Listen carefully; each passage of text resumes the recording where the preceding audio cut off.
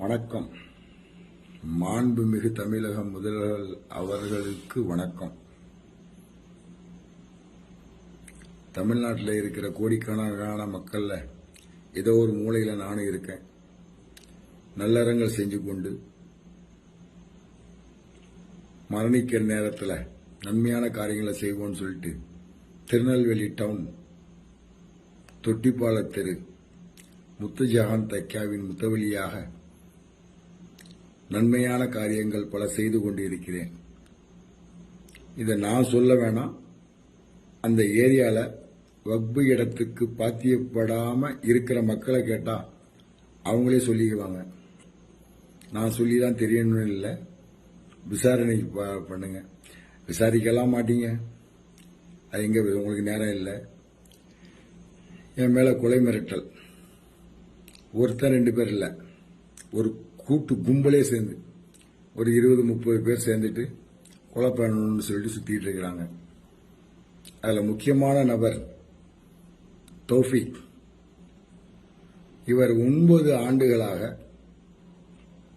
ஆண்டுகளுக்கு முன் இஸ்லாத்துக்கு முஸ்லீம் மதத்துல மாறி வந்தவர்.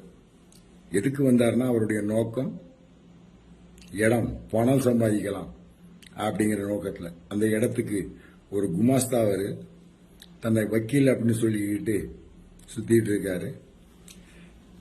ஒரு இடத்துக்கு புரோக்கரா வந்தவர் இன்னைக்கு அந்த இடத்துக்கு ஓனருடைய பொண்ணை, அந்த இடத்துக்கு பாத்தியப்பட்டவங்க அந்த பொண்ணை வந்து இன்னொரு புருஷன்ட்ட இருந்து விவாகரத்தை வாங்க வச்சு இவர் கல்யாணம் பண்ணிட்டு இருக்காரு. இது வச்ச போட்ட ஃபோர்ஜரி டாக்குமெண்ட்ல அடமானம் வச்சு ஒரு 10 லட்சம் ரூபா செக் மோசடி வழக்கில் அவருடைய மனைவி நூருநிஷா கைதாகி 5000 ரூபாய் அபராதம் கட்டியிருக்காரு. 6 மாசம் சிறை தண்டனை அப்படின்னு சொல்லிட்டு இருக்காங்க. அதை மேல்முறையீடு அப்பீல் பண்ணியிருக்கிறாங்க. இந்த கொலை மிரட்டலுக்கு மிக முக்கிய காரணம் திருநெல்வேலி டவுன் காவல் ஆய்வாளர் திரு கோபாலகிருஷ்ணன், உதவி ஆணையாளர் திரு செந்தில்குமார், இந்த 2 பேரும் தான் இந்த கொலையை ஊக்குவிக்காங்க. நான் கொடுத்த கம்ப்ளைண்ட் எல்லாத்தையும் ஒன்று சேர்க்கறது அவங்க 2 பேரும் தான். மிக முக்கிய பங்கு. இந்த முஸ்லீமான தௌஃபிக் என்ன பண்ணாரு, தாம் பேர் கிருஷ்ணமூர்த்தி அப்படின்னு சொல்லி இந்த சிவில் பிரச்சனையில ஒரு பொய் கம்ப்ளைண்ட் கொடுக்கிறார். கொடுத்து அந்த கம்ப்ளைண்ட் மூலமா என்னையும் என் மனைவியையும் சேர்த்து பிசிஆர் வழக்கு போட்டுக்கிறாங்க. இப்போ எனக்கு கொலை மிரட்டல் பயந்து ஓடிட்டு இருக்கேன். சாக போற நான் என்ன வேணாலும் பேச முடியும், பேசலாம். எப்படியும் கொண்டுருவாங்க அப்படின்னு தெரியும், பேசலாம். ஏன் பேசல அப்படின்னா, உங்க மனைவி எனக்கு போட்ட சோறு, நீங்க மேயரா இருக்கும்போது எனக்கு சாப்பாடு போட்டுக்கிறாங்க, நான் சாப்பிட்டு இருக்கேன். அந்த நன்றி விசுவாசத்துக்காக வேண்டி அதிகமாக பேச விரும்பல. பிரச்சனைக்கு வரேன். இந்த பிரச்சனை என்ன காரணம் அப்படின்னு பார்த்தா, ஒரு ஃபோர்ஜரி டாக்குமெண்ட் அமீர் பிவி எழுதி கொடுத்தவன் பாவம், ஒரு 85 வயசு கிளவி சாவ போகும்போது அவ பேர்ல சேர்ந்து இவன் இந்த தௌஃபிக்குடைய கிரிமினல் வேலை அவன் பேத்திக்கு எழுதுகிற ஃபோர்ஜரி டாக்குமெண்ட் போடுறான். இந்த டாக்குமெண்ட் அமீர் பிவிக்கும் இந்த சொத்துக்கும் சம்பந்தம் இல்லைன்னு சொல்லிட்டு வட்டாட்சியர் மிக தெளிவாக அறிக்கை கொடுத்திருக்கார். அறிக்கை கொடுத்திருக்கார். இது சம்பந்தமாக வக்பு தீர்ப்பாயத்தில் 303/18 வழக்கு தொடர்ந்து நடைபெற்றுகிட்டு இருக்கு. இந்த 36 சென்ட் இடத்து பக்கத்தில் டவுன் சர்வே ரிப்போர்ட்ல கூட 2010 வாங்கினதுல முத்துஜஹான் தைக்காவுக்கு பாத்தியப்பட்டதுதான் 2591 அப்படின்னு தெளிவா இருக்கு. இந்த 36 சென்ட்டுக்கு பக்கத்துல ஒரு 2.5 சென்ட் இடம் அவரும் ஃபோர்ஜரி டாக்குமெண்ட் போட்டாருன்னு அவர் மேல நான் வழக்கு தொடர்ந்து வக்போர்டு சார்பாக வழக்கு தொடர்ந்து அந்த இடம் நம்ம வக்புக்கு சாதகமா தீர்ப்பாகி ஸ்டே வெக்கேட் பண்ணி மேற்படி இடத்துல இருந்தவங்க ஒத்துக்கிட்டு அவங்க இடத்த திரும்ப வக்போர்டுக்கே ஒப்படைக்கிறோன்னு எழுதி கொடுத்துட்டு போயிருக்காங்க. தோத்த கேஸுக்கு அவளுக்கு நஷ்டஈடும் கொடுத்துருக்கேன். கோர்ட்ல வச்சு ஜட்ஜு முன்னாடி எழுதி வாங்கி அந்த வழக்கு விடுபட்டுச்சு. மேற்படி இடத்துல நான் ஒரு ஷெட் அமைக்கிறேன். வக்புக்கு வருமானம் வேண்டும், அது ஏழைகளுடைய சொத்து, அதுக்கு வருமானம் வேணும்னு ஷெட் அமைக்கும் போது இந்த தௌஃபீக் அலை கிருஷ்ணமூர்த்தி அப்படின்றவர் என்கிட்ட வந்து தகராறு பண்றாரு. போலீஸ் உடந்தையா இருக்கு.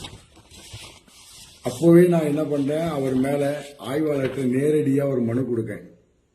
9/12 வாங்கிட்ட ஆய்வாளர் அது என்ன பண்ணான்னு தெரியல. திரும்ப 10ஆம் தேதி ரீசர் தபால் அனுப்புறேன். இதுக்கு இது நாள் வரைக்கும் எந்த நடவடிக்கையும் மேற்கொள்ளப்படல. 1. 2வது, ஏப்ரல் 17ஆம் தேதி 2023 நீதிமன்ற உத்தரவு ஸ்டே வெக்கெட் ஆயிருக்கு. நீதிமன்றத்தில் இருந்து ஆர்டர் வாங்கியிருக்கேன். சிசிடி கேமரால அவர்கள் செய்த எல்லா செயலும் பதிவாயிருக்கு. கொலை மிரட்டல் விட்ட ஆடியோவையும் கொடுத்திருக்கேன். இது நாள் வரைக்கும் இது மேல நடவடிக்கை மேற்கொள்ளப்படவில்லை. வாய்தா போய்கிட்டே இருக்கு. வர 20ஆம் தேதி திரும்ப வாய்தா போட்டுக்கிறாங்க. விசாரிக்க மறுக்கிறார். இன்னொரு நபர், இவர் தான் மிக முக்கியமான நபர். இதுல ஒரு தொழில் அதிபர், திராவிட கழகத்துக்கு ரொம்ப நெருக்கமான ஒரு நபர் இதுல சம்பந்தப்பட்டிருக்காரு. இவர் மேல பல குற்றச்சாட்டுகள் திருநெல்வேலி மாநிலத்தில் மின்சார வாரியத்தில் இருக்கு. அருணன் அவருடைய பேரு. இவங்க எல்லாம் சேர்ந்து மொத்த பேர் இப்ப இருக்கிற இந்த அக்யூஸ், இந்த நான் கொடுத்த புகார் மனுக்களில் உள்ள எதிரியெல்லாம் சேர்ந்து ஒன்னு சேர்த்தது போலீஸ் சேர்த்து எல்லாரும் சேர்ந்து இப்ப என் மேல பிசிஆர் வழக்கு தொடுத்திருக்காங்க. இந்த நபர் வந்து போர்ஜரி கையெழுத்து, என்னுடைய கையெழுத்தை போட்டு என்னுடைய லெட்டர் பேர்லயே கம்ப்யூட்டர் மூலமாக கணினி மூலமாக மாத்தி என் கையெழுத்தை போட்டு, ஒரு இடத்துல அவரு தனியா ஒருத்தர் கையெழுத்து போட்டு அவர் பேர்ல மின்சாரத்தை, என் பேர்ல இந்த கரண்ட அவர் பேருக்கு மாத்திருக்காரு. அதை திரும்ப போராடி மின்சாரத்துல வந்து என் பேரை மாத்திட்டேன். ஆனா போர்ஜரி கையெழுத்து போட்டது தப்பு தானே. அது சம்பந்தமா ஆன்லைன்ல கம்ப்ளைண்ட் கொடுத்தேன். உங்கள் கோரிக்கை ஏற்றுக்கொள்ளப்பட்டது அப்படின்னு ஒன்னே விஷயம். நான் என்னடா ஐயோ சூப்பர், உடனே இந்த நடவடிக்கை எடுத்துருவாங்க அப்படின்னு சொல்லிட்டு, பரவாயில்லையே ஆன்லைன் கம்ப்ளைண்ட்னா உடனே நடவடிக்கை எடுப்பாங்க அப்படின்னாங்க. ஒரு 3 நாளைக்கு முன்னாடி கேஸ் டிஸ்போஸ் அப்படின்னு வந்துருச்சு. விசாரணையே பண்ணல, என்னை கூப்பிட்டு கேட்கல, என்னன்னு கேட்கல, அவங்கள கேட்கல, கேஸ் டிஸ்போஸ் ஆகும். சூப்பர் போலீஸ்ல எப்படி இருக்கு பாருங்க. உங்களுக்கு இப்போ ஒரு மனு அனுப்பியிருக்கேன், கோரிக்கை ஏற்றுக்கொள்ளப்பட்டது அப்படின்னு குறுஞ்செய்தி வந்திருக்கு. 30 நாள்ல உங்களுக்கு பதில் தரப்படும் அப்படின்னு ரொம்ப தெளிவா வந்திருக்கு. ஆனா அதுவும் வரப்போ இல்லை, உங்களுடைய புகார் நிராகரிக்கப்பட்டதுன்னு வந்துடும் எனக்கு தெரியும். இது போடுறேன்னா தெரியட்டும். மரணிக்கும் போதும் சட்டத்தை மதித்தவனாக மன்னிக்க வேண்டும் என்ற ஆசைதான். இந்த கேஸ் போடாம இருக்கிறதுக்கு உதவி ஆணையாளர் செந்தில்குமார் அவர்கள் என்ற பேரம் பேசினார். அதுக்குள்ள ஆதாரம் தான் இருக்கு. போட மாட்டேன், எஃப்ஐஆர் தானே பாத்துக்கலாம், நான் தானே என்கொயரி பண்ணணும்னு சொன்னார்.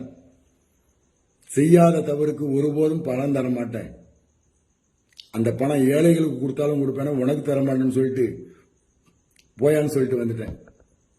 இப்போ ரொம்ப மும்முரமா என்னை கொலை செய்தவனை எனக்கு வக்காலத்து வாங்குற வக்கீலுடைய தகப்பனாருக்கு போன் பண்ணி இந்த தௌஃபீக் போன் பண்றான், மிரட்டுறான். இவனை கேட்கறதுக்கு இங்க ஆளே கிடையாது. நீங்களும் கேட்க போறதில்ல. நன்றி. வாழ்க வளத்துடன், வாழ்க தமிழகம், வாழ்க தமிழக மக்கள்.